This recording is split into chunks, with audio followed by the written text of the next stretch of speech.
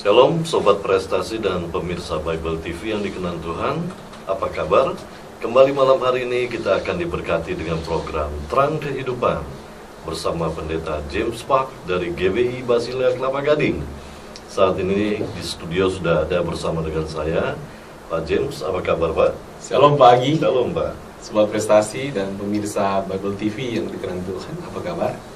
Pasti selalu dalam perlindungan Tuhan. Luar biasa. Ya Pak James, kira-kira apa tema yang akan disampaikan kepada Sobat Prestasi dan pemirsa Bible TV? Sobat Prestasi dan pemirsa Bible TV, dimanapun juga Anda berada pada malam hari ini, malam terakhir di bulan November 2015. Artinya, kita akan memasuki nanti bulan Desember.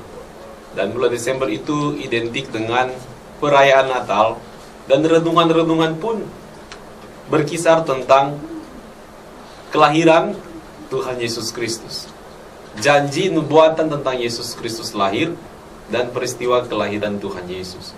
Bahkan ya kadang-kadang ketika saya berkhotbah di luar acara Natal, di luar bulan Natal, ketika saya berkhotbah menggunakan ayat-ayat yang berbicara tentang Natal, ada yang tanya, Pak, emang Natal sekarang kok khotbahnya pakai ayat Natal? Ya gitu kan.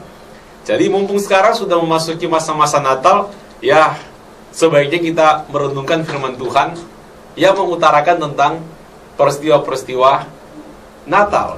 Jadi lebih tematis, karena rupanya jemaat lebih agak tergelitik kalau andai kata misalkan di bulan Juni khotbahnya kok pakai nats Natal. Padahal kapanpun juga kita bisa khotbah pakai nats Natal. Tapi untuk menyesuaikan secara kalender gerejawi tahunan, maka malam hari ini kita akan mempergunakan kalender gerejawi ini sedapat-dapatnya untuk membahas mengenai kisah seputaran nubuatan dan juga peristiwa kelahiran Tuhan Yesus Kristus. Demikian Pak Agi. Amin. Tema yang sangat menarik. Kita akan segera mulai Pak James ya. Baik Pak. Namun sebelum itu, mari Sobat Prestasi dan pemirsa Bible TV dimanapun Anda berada, kita mau satukan hati, kita berdoa. Bapa yang bertata di dalam kerajaan surga, malam hari ini kembali kami mengucap syukur atas kebaikan Tuhan. Jika sepanjang hari ini Tuhan masih menyertai dan melindungi kami di dalam setiap aktivitas kami. Tuhan, kami juga mengucap syukur atas kesempatan yang Kau berikan kepada kami malam hari ini untuk mendengarkan firman-Mu. Kami akan duduk diam, biarlah Kau berfirman dan kami menerima dan akan kami pakai, kami pergunakan, kami praktekkan di dalam kehidupan kami. Terima kasih Tuhan, kami siap menerima firman-Mu. Di dalam nama Tuhan Yesus kami berdoa. Haleluya. Amin. Baik Sobat Prestasi dan pemirsa Bible TV yang dikenal Tuhan, sambil firman Tuhan disampaikan, jika Anda punya pertanyaan, Anda mungkin punya pergumulan hidup, Anda punya permasalahan atau permintaan doa, Anda dapat mengirimkan SMS ke 0812 88 0-nya 3 kali 7-nya 3 kali atau 0857 81 0-nya 3 kali 7-nya 3 kali. Kita akan segera mulai. Waktu saya persilakan Pak James. Terima kasih Pak Agi.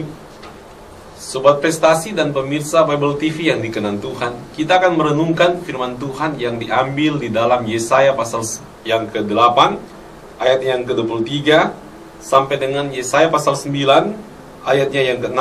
Sekali lagi, Yesaya pasal 8 ayatnya yang ke-23 sampai dengan Yesaya pasal 9 ayatnya yang ke-6. Demikian firman Tuhan. Mari kita simak.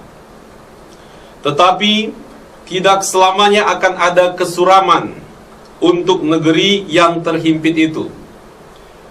Kalau dahulu Tuhan merendahkan tanah Sebulon dan tanah Naftali, maka di kemudian hari Ia akan memuliakan jalan ke laut, daerah seberang sungai Yordan, wilayah bangsa-bangsa lain.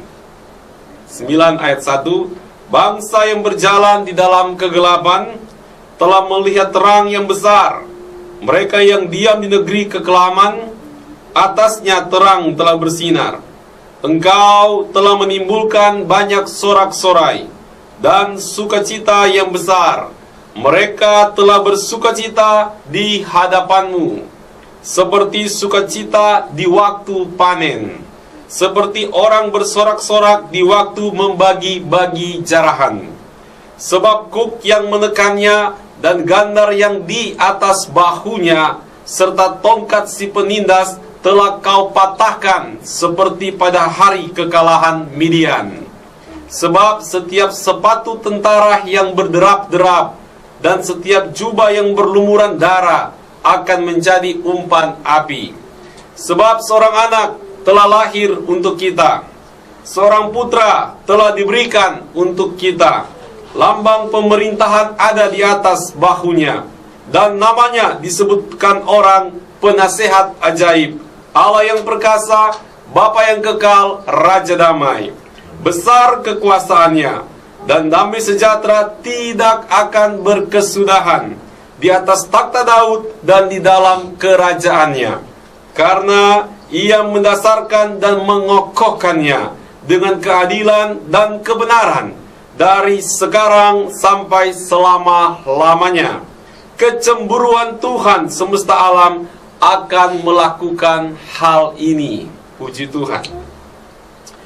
Sobat Prestasi dan pemirsa Bible TV yang dikenan Tuhan, ini suatu nubuatan yang sangat indah. Di tengah-tengah masa Yesaya hidup pada waktu itu, Yesaya bernubuat terhadap kerajaan yang tidak menghormati Tuhan, bangsa Israel yang ditebus Tuhan, bangsa Israel yang diberkati Tuhan, bangsa Israel yang dijaga Tuhan. Mereka tidak berbakti kepada Tuhan. Dalam posisi seperti itulah Tuhan memilih Yesaya. Selama 50 tahun dia melayani bangsa Israel. Di antara 3 raja yang hebat, dia melayani Ahab, Hizkia, dan lainnya. Dia memberikan pesan-pesan Tuhan. Beberapa raja memperhatikan pesan Tuhan, tapi tidak lama kemudian melupakan pesan Tuhan. Mereka merasa hidup mereka sudah makmur. Mereka merasa mereka sudah aman-aman saja. Apa saja yang dibutuhkan sudah ada. Mengapa harus memerlukan Tuhan lagi? Dan ketika pikiran seperti itu muncul, mengakibatkan hati mereka beralih.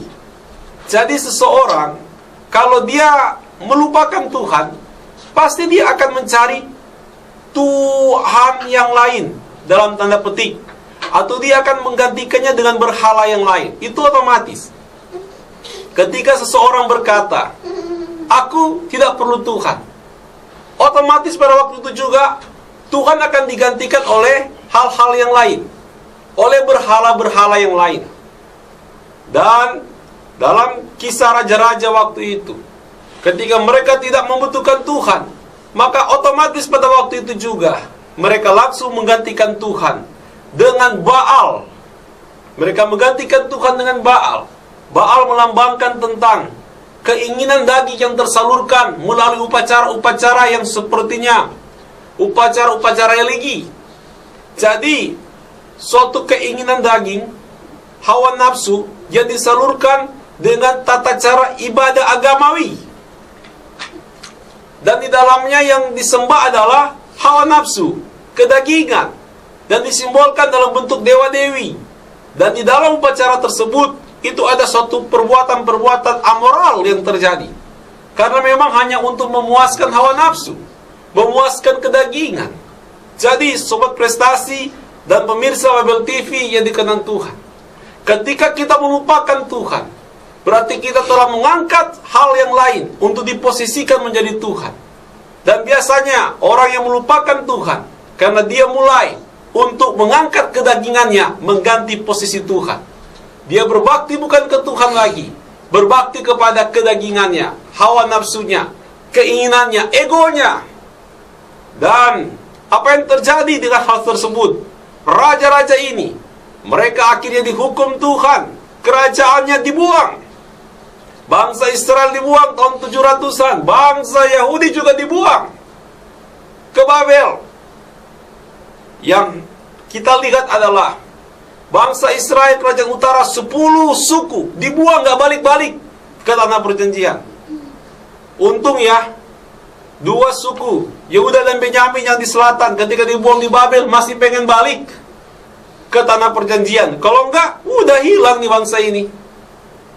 Tapi kenapa mereka bisa balik? Karena memang sebelumnya Tuhan sudah berjanji kepada nenek moyang mereka, Abraham. Meskipun manusia tidak setia, Tuhan tetap setia untuk menepati janjinya. Karena manusia tidak setia, maka makan waktu juga loh. Makan waktu yang panjang untuk penggenapan janji Tuhan. Makan waktu yang cukup panjang. Dan semestinya mungkin penggenapan janji Tuhan terjadi pada generasi tertentu. Tetapi karena mereka melupakan Tuhan, maka mundur generasi yang lain yang dipakai untuk penggenapan janji Tuhan. Mari kita berpikir sejenak.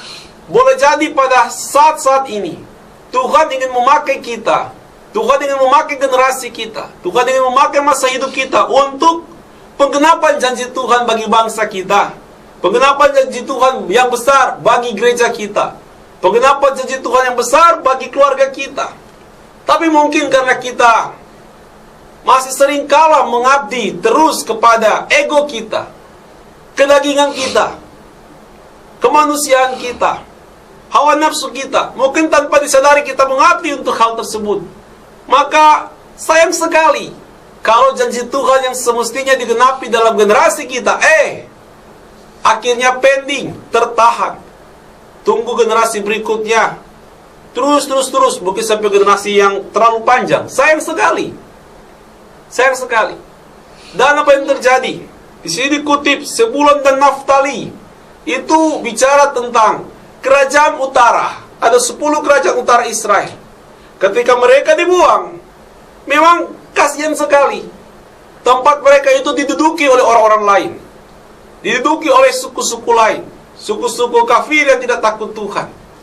Dan mereka tidak bisa kembali. Jadi padang belantara, tidak ada lagi nama suku Israel di situ. Maka sangat direndahkan oleh Tuhan. Dan posisi mereka dikatakan sebagai daerah penuh dengan kegelapan, karena tidak ada harapan. Penuh dengan kegelapan, karena tidak ada cahaya untuk jalan keluar. Sobat prestasi dan pemirsa Bible TV yang dikenan Tuhan, di dalam kehidupan kita, kalau kita lupa Tuhan, maka kita akan hidup dalam kegelapan. Memang engkau mungkin tinggal di rumah yang menggunakan satu ruangan pakai lampu 100 watt, kelihatannya terang benderang, tetapi hidupmu sebenarnya gelap. Hatimu sebenarnya gelap, pikiranmu sebenarnya gelap, karena engkau tidak tahu untuk mengambil keputusan, untuk membawa kehidupanmu, membawa masa depanmu ke dalam damai sejahtera, ke dalam shalom yang Tuhan janjikan bagi kita. Karena akibat daripada kehidupan yang jauh dari Tuhan, pasti dalam kegelapan. Hatimu yang gundah gulana, pikiranmu yang kacau balau, engkau sulit menentukan, ambil keputusan yang tepat. Kenapa bisa begitu?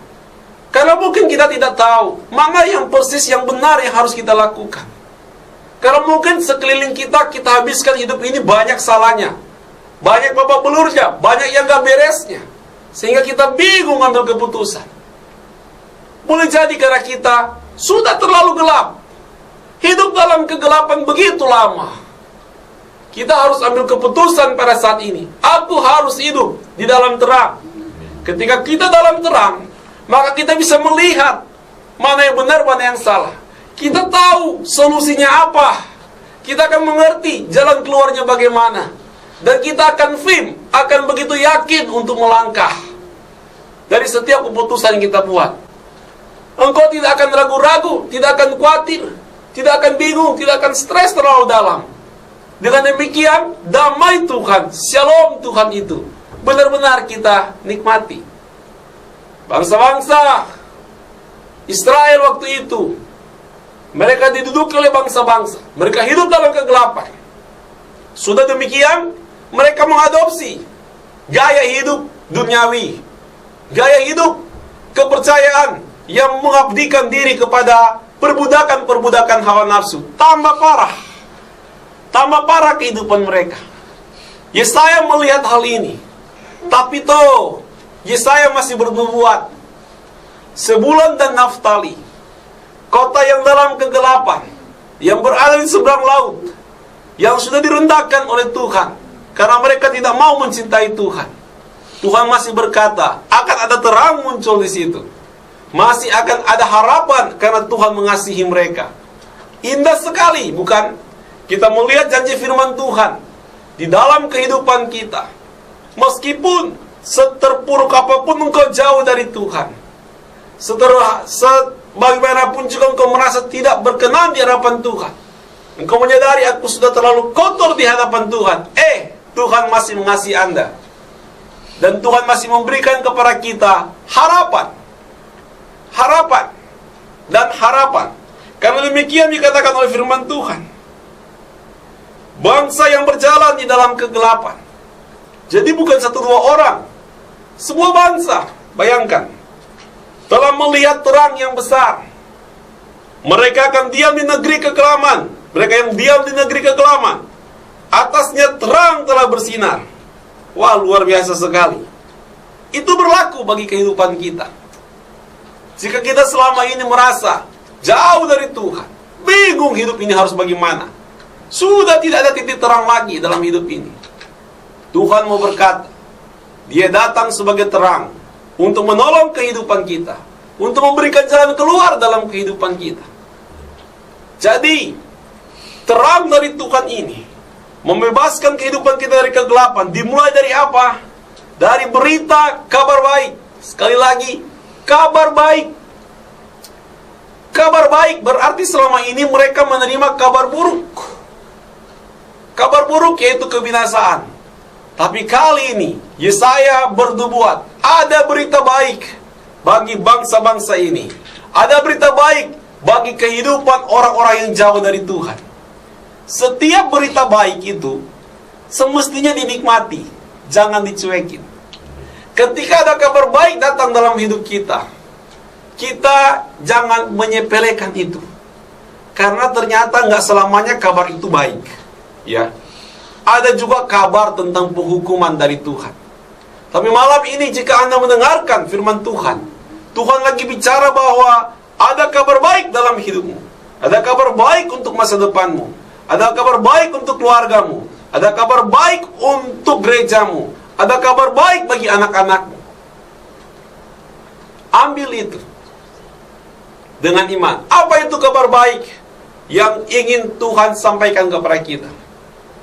Kabar baik dari Tuhan adalah ada kesempatan bagi kita untuk kembali membawa diri kita di hadapan Tuhan dan berkata, Tuhan, aku mau mengabdi kepada Tuhan lagi. Aku mau mengabdi kepada Tuhan Yesus Kristus. Tuhanlah yang akan menuntun hidupku. Tuhanlah yang akan mengarahkan hidupku. Karena Tuhan yang menciptakan aku. Maka kalau Tuhan yang mengarahkan hidupku, maka semuanya akan oke-oke saja. Meskipun banyaknya pergumulan, oke-oke saja. Dan kabar baik ini dinyatakan melalui pribadi yang lain 2000 tahun yang lalu, Allah yang menjadi manusia, yaitu Tuhan Yesus Kristus. Kenapa Dia membawa kabar baik? Karena kita orang berdosa. Kita bingung harus keluar dari mana dosa kita ini. Bagaimana kita bisa keluar dari dosa kita ini? Bingung caranya bagaimana. Tuhan datang menanggung dosa kita di kayu salib dan menyelamatkan kita ketika kita percaya kepada Tuhan Yesus. Dan ketika kita kembali kepada Tuhan, engkau akan berjalan dalam terang. Ada masa depan untuk hidup kita. Kenapa? Siapakah Yesus Kristus itu? Dia adalah Tuhan yang telah mati untuk menebus dosa-dosa kita. Dan dengan jelas, melalui namanya, menceritakan tentang kepribadiannya. Melalui nama Yesus, menceritakan tentang kepribadian Tuhan Yesus. Melalui gelar-gelar yang Tuhan Yesus miliki, menunjukkan tentang kehebatan Tuhan Yesus Kristus. Dan firman Allah bicara begini di dalam Yesaya pasal yang ke-9 ayat yang ke-6. Besar kekuasaannya. Bayangkan kalau kita mengabdi hidup bagi Tuhan Yesus yang kekuasaannya besar sekali. Enak bukan? Tidak ada power yang lain yang bisa melawan besarnya kekuasaan Tuhan. Tidak ada kekuatan yang lain yang bisa mau mencoba fight, mencoba berkelahi, melawan, mencoba untuk menerjang, untuk menghambat akan kekuasaan Tuhan. Semuanya akan tunduk berlutut kepada kekuasaan Tuhan. Dan kita kembali datang kepada Tuhan, mengabdi kepada Tuhan, Yesus Kristus, yang kekuasaannya besar sekali. Bukankah itu hal yang sangat indah? Manalah yang lebih besar, kekuasaan Tuhan atau dirimu? Manakah yang lebih besar, kekuasaan Tuhan atau masalahmu? Manakah yang lebih besar, kekuasaan Tuhan atau dosa-dosamu? Tentulah kekuasaan Tuhan melebihi dari segala-galanya. Kalau kita mengabdi kepada Tuhan, kalau kita memberi hidup kita kepada Tuhan, bukankah itu suatu hal yang sangat indah? Kita pasti dinaungi oleh kuasa Tuhan yang besar itu. Mari kita datang kepada Tuhan. Mari kita kembali hidup kita, pengabdian kita hanya kepada Tuhan saja. Selain itu dikatakan, damai sejahtera tidak akan berkesudahan. Wah, saudara, bukankah yang terindah dalam perjalanan hidup kita, ada damai di hati, ada damai sejahtera dalam hati. Meskipun engkau butuh nasi untuk makan, engkau butuh roti untuk sarapan, engkau butuh air untuk minum, engkau butuh kendaraan untuk berjalan, engkau butuh yang lain untuk hidupmu. Tapi di luar itu, kalau tidak ada damai sejahtera, maka kecillah kekuatanmu, maka kecillah arti hidupmu, maka sia-sialah kehidupanmu. Tetapi ketika kita berada dalam Tuhan Yesus, kembali menyerahkan diri kita kepada Tuhan Yesus Kristus, maka hidupmu akan mengalami damai sejahtera. Semuanya tersedia oleh Tuhan, dan hatimu damai sejahtera. Bahkan ketika masa-masa tertentu, sedikit nasi untuk engkau makan, sedikit roti untuk sarapanmu, sedikit air untuk engkau minum, semuanya serba terbatas. Tapi damai sejahtera Tuhan memberikan faktor pembeda dalam hidupmu, yang akan membuat engkau tetap tegak berdiri, kepalamu tetap terangkat, dan melihat ke depan terhadap uluran tangan Tuhan. Mari saudara-saudara, kita kembali mengabdi kepada Tuhan saja, bukan kepada hal-hal yang lain. Dan firman Allah berkata demikian, karena Tuhan Yesus mendasarkan dan mengokohkannya dengan keadilan dan kebenaran dari sekarang sampai selama-lamanya. Tuhan mengokohkan kehidupan kita dengan keadilan dan kebenaran. Kita sering bicara tentang adil, kita sering bicara yang benar, tetapi kadang-kala kita pusing. Kok dulu ya, 5 tahun lalu yang begini benar, kenapa sekarang yang begini jadi salah? Dulu kita berpikir yang begini kok adil, kok sekarang jadi salah? Rupanya begini.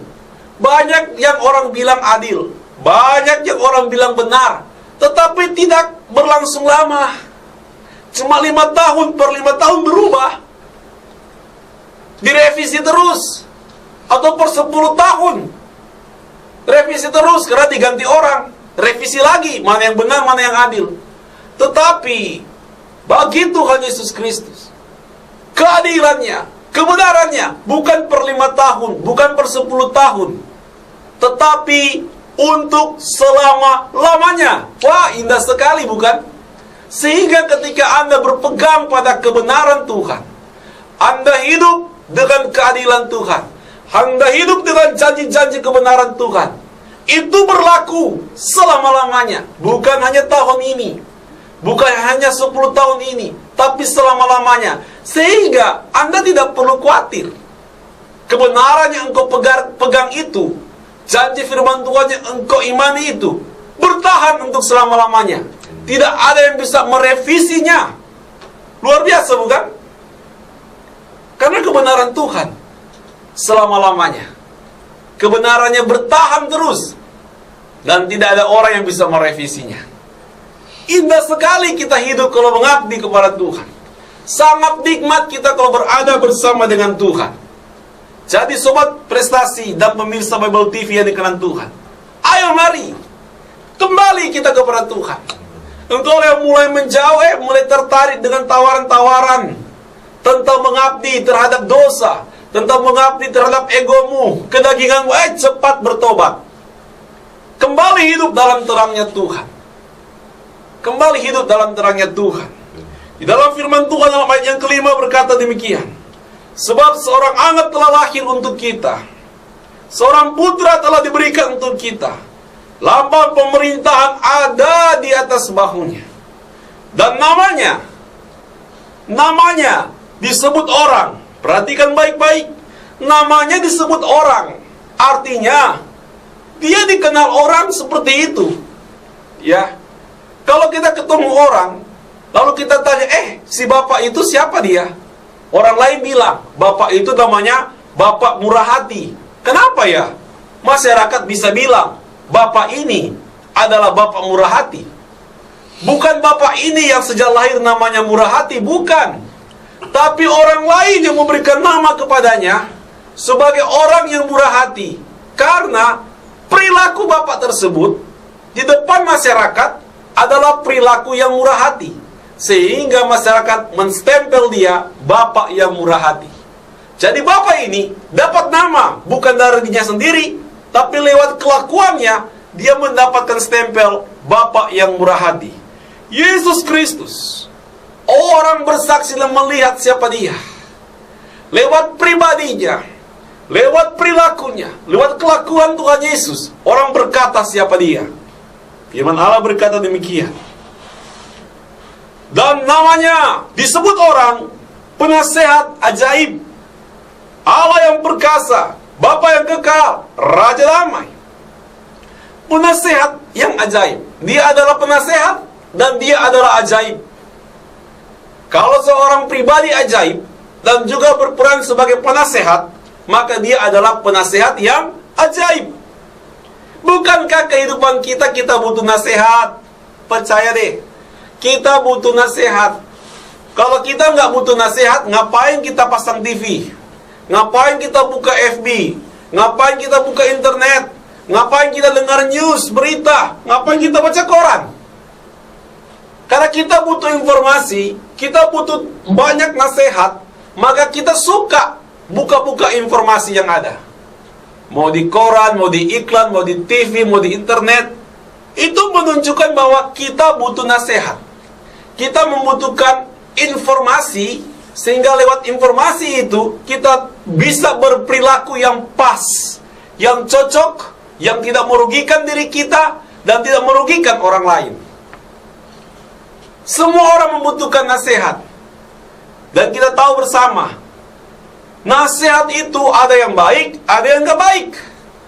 Ada yang menjerumuskan, ada yang menolong. Dan catatan menyatakan bahwa iblis memberikan nasihat yang merusak dan menjatuhkan.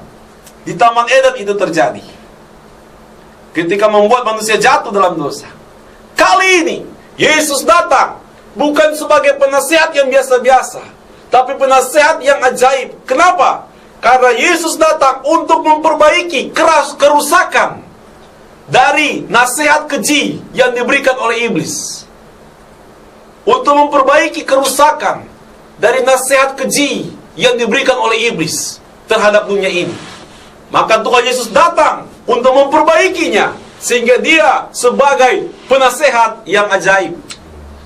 Bayangkan hidup kita ketika kita belajar mengabdi kepada Tuhan, menyerahkan diri kita kepada Tuhan. Engkau berjalan di dalam nasihat-nasihat Tuhan yang ajaib. Engkau berjalan di dalam nasihat-nasihat Tuhan yang ajaib. Wah, itu sangat luar biasa. Dahsyat bukan? Di tengah-tengah engkau berada dalam lingkungan yang dihasilkan oleh nasihat-nasihat kejahatan, oleh nasihat-nasihat yang salah, sehingga mungkin engkau berada dalam lingkungan yang penuh dosa, berat sekali. Tapi meskipun engkau berada dalam lingkungan yang gelap, dalam lingkungan yang berat, dalam keluarga yang tidak takut Tuhan sekalipun, tapi karena engkau memiliki penasehat yang ajaib, engkau tahu bagaimana bersikap. Engkau akan ditolong Tuhan bagaimana bertingkah laku. Engkau akan ditolong Tuhan bagaimana untuk mendapatkan solusi dan menjadi pemenang. Karena Yesus adalah penasehat yang ajaib. Bayangkan kehidupan kita. Ternyata ya, semua yang kita perlukan dalam hidup kita ini, apa saja yang kita butuhkan dalam kehidupan ini, untuk berjalan setia mengikut Tuhan, semuanya Tuhan sediakan. Semuanya Tuhan berikan. Bahkan pribadinya pun Dia berikan bagi kita. Kekuatannya, keperkasaannya, dan kehebatannya Tuhan berikan kepada kita. Lalu kalau demikian, mengapa masih ada orang yang masih suka menjauh dari Tuhan? Masih suka untuk menomorduakan Tuhan? Masih lebih senang mengikuti keinginan sendiri, sehingga banyak mengalami kejatuhan dan kejatuhan. Mari kita berbalik saat ini. Kita kembali kepada Tuhan. Dalam suasana Natal seperti ini, kita kembali menghadap Tuhan. Kalau orang bilang, kita gerejanya, kita seperti orang Kristen yang tomat. Apa itu bagi tomat? Tobat kumat katanya. Seperti itu. Jadi kalau ke gereja itu cuma saat Natal dan Paskah, ya tidak masalah lah. Natal ini manfaatkan. Gunakan itu untuk engkau datang kepada Tuhan. Langkah awal yang berikutnya membuat engkau setiap hari datang kepada Tuhan. Kalau engkau berkata, Pak Pendeta, sudah lama sekali saya tidak ke gereja. Saya nggak enak kalau ke gereja orang bilang, itu kan orang berdosa pulang. Udah berapa tahun dia tidak ke gereja. Sekarang karena Natalan ke gereja. Ini namanya orang berdosa pulang. Gak apa-apa. Kuat-kuatkan aja hatimu. Selama engkau melakukan kebenaran, engkau dikasihi Tuhan. Amen. Harus ada tindakan awal untuk kembali kepada Tuhan. Datang ke gereja. Di saat Natal pun engkau datang ke gereja. Habis kapan lagi kalau bukan sekarang? Kita ke gereja. Kita cari Tuhan. Minta didoakan. Dipulihkan oleh Tuhan. Nanti berikutnya, kita akan makin setia mencari Tuhan. Semua prestasi yang dikenang Tuhan. Malam hari ini, Tuhan mengingatkan kita bahwa jangan hidup dalam kegelapan. Hidup dalam kegelapan disebabkan karena kita menggeser Tuhan. Kita gantikan dengan yang lainnya. Boleh jadi itu egomu. Boleh jadi itu hawa nafsumu. Boleh jadi itu tawaran-tawaran dunia, nasihat-nasihat yang salah. Nasihat yang diciptakan oleh dunia, di mana raja dunia ini adalah iblis. Penasihat-penasihat pembohong, penasihat-penasihat yang merusak moralmu, penasihat-penasihat yang menghancurkan keluargamu, nasihat-nasihat yang membuat engkau mengalami patah secara semangat, hancur secara ekonomi, rusak dalam pekerjaan, rusak dalam pergaulan, rumah tangga jadi retak. Semua nasihat-nasihat pembohong dari iblis, yang dulunya engkau pikir itu bagus, tapi sebenarnya cuma memuaskan hawa nafsumu, cuma memuaskan egomu, sehingga engkau terkungkung dalam kegelapan saat ini. Tuhan kasih jalan keluar. Ada terang Tuhan saat ini. Buang egomu, buang hawa nafsumu, rendahkan dirimu di hadapan Tuhan, dan berkata, Tuhan, aku kembali kepadamu. Aku menyerahkan hidupku kepada Tuhan Yesus. Aku mau mengabdi kepada Tuhan Yesus. Karena aku mau hidup dalam terang. Dan di dalamnya, engkau akan mengalami kemenangan dari Tuhan. Puji Tuhan. Tuhan Yesus memberkati.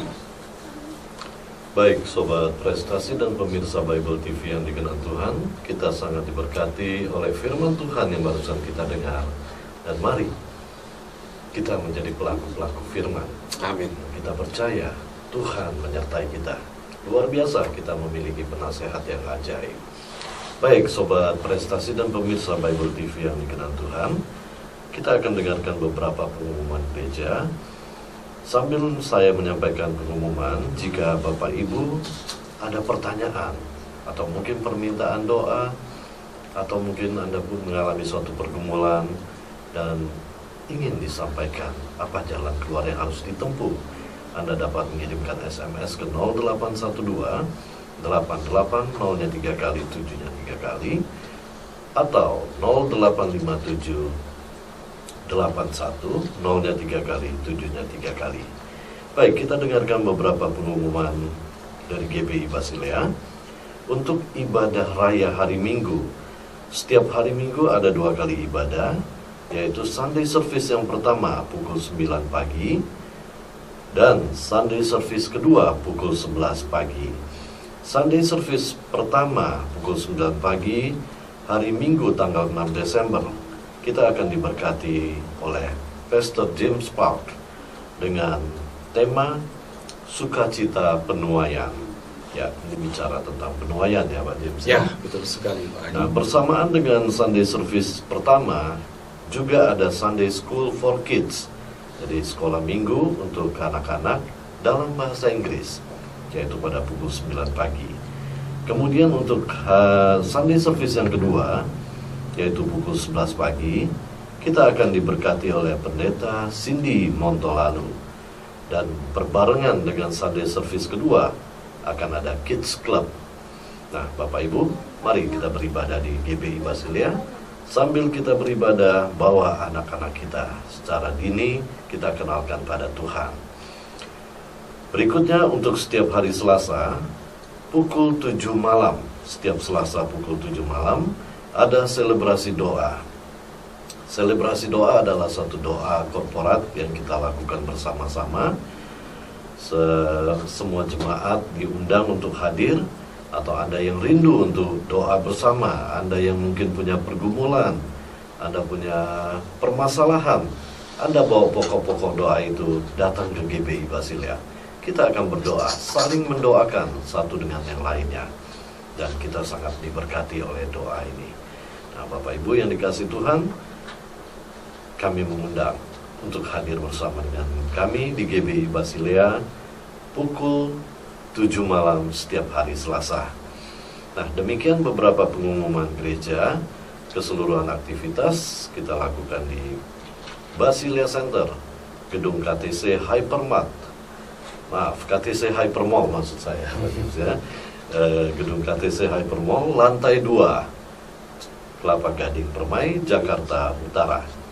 Untuk info lebih lanjut, Anda dapat menghubungi Agi Darmawan di 0817 918 7798 atau langsung dengan Pak James di 0817 1974 53 atau dengan Lady di 021 45 85 8778. Baik, Sobat Prestasi dan pemirsa Bible TV yang dikasih Tuhan, jika Anda punya pergumulan yang mau didoakan, atau mungkin ada pertanyaan, tetap Anda dapat mengirimkan SMS. Pada kesempatan yang ada, nanti kami akan mendoakannya. Baik Sobat Prestasi dan pemirsa Bible TV dimanapun Anda berada, waktu juga yang akan memisahkan kita malam hari ini. Kita akan bertemu kembali di program yang sama minggu depan. Dan saat ini kita akan tutup dalam doa. Sebentar, Pastor James akan menutupnya dalam doa. Silakan, Pak James. Baik. Sobat Prestasi dan pemirsa Bible TV yang dikenan Tuhan, mari kita satukan hati dan berdoa. Bapa, dalam nama Tuhan Yesus, terima kasih karena Tuhan terus mengejar kami dan menemukan kami, mendapatkan kami, dan mau menerima kami apa adanya, dan memberikan harapan-harapan yang baru, membawa kami dari gelap kepada terang. Bahkan ketika kami pernah mencicipi terang Tuhan, ketika kami mulai melenceng dari hidup kami mulai tertarik terhadap hal-hal duniawi, kami mulai tertarik dengan tawaran hal nafsu ego kami, dan kami mulai jatuh terpuruk dalam dosa. Tuhan, kami bersyukur Engkau masih mencari kami, dan Engkau menemukan kami Tuhan, dan Engkau masih mau memulihkan kami. Tolong kami Tuhan, pulihkan terus. Jangan lupakan kami Tuhan, dan ajarkan kami tidak melupakan Tuhan, agar kami hidup dalam nasihat Tuhan, hidup dalam keperkasaan Tuhan, hidup dalam pemerintahan Tuhan yang penuh dengan damai sejahtera itu, sehingga apapun yang terjadi, selalu ada harapan dalam hidup kami. Berkati semua pemirsa, semua pendengar yang mengikuti program ini malam hari ini. Berikan pertolongan dan jalan keluar dari setiap apa yang terjadi dalam kehidupan mereka.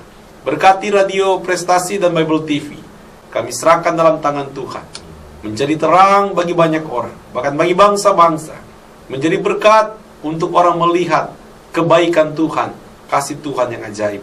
Berkati partner pelayanan kami Tuhan, PT Haga Jaya Kemasindo Sarana. Tuhan berkati di penghujung tahun ini, agar apa saja yang dikerjakan sepanjang tahun ini, Tuhan tolong, Tuhan campur tangan, Tuhan buat berhasil, Tuhan membuat perusahaan ini bertahan dan berkembang bagi kemuliaan Tuhan, karena mereka mengandalkan Tuhan. Berkati bangsa kami Tuhan, berkati DKI Jakarta. Kami berdoa Tuhan buat pemilihan Pilkada 9 Desember nanti di berbagai daerah. Biarlah Tuhan berikan keamanan, kesopanan, biarlah berikan keadilan Tuhan, dan Tuhan tolong semuanya bisa berlangsung dengan damai, menjadi pesta rakyat yang penuh sukacita. Jauhkan dari huru-hara dan kekacauan Tuhan. Tuhan tolong berkati juga Presiden kami Joko Widodo, Wakil Presiden kami Yusuf Kala, dan jajaran yang ada. Kami serahkan ke dalam tangan Tuhan. Kami serahkan bangsa kami dalam berkat Tuhan. Apa yang sudah dijelilelakan, diupayakan oleh para pemimpin bangsa kami, mari Tuhan berkati, Tuhan sempurnakan, dan satukan bangsa kami Tuhan. Sebab dengan bangsa yang bersatu dan takut akan Tuhan, maka bangsa kami makin kuat dan makin sejahtera. Terima kasih ya Tuhan Yesus. Dalam nama-Mu Tuhan kami berdoa. Haleluya. Amin. Baik Sobat Prestasi dan pemirsa Bible TV yang dikenal Tuhan, terima kasih atas kesetiaan Anda mengikuti program Terang Kehidupan. Kita akan bertemu kembali Senin depan pukul 9 sampai 10 malam. Selamat melanjutkan aktivitas Anda. Tuhan Yesus memberkati. Shalom. Shalom.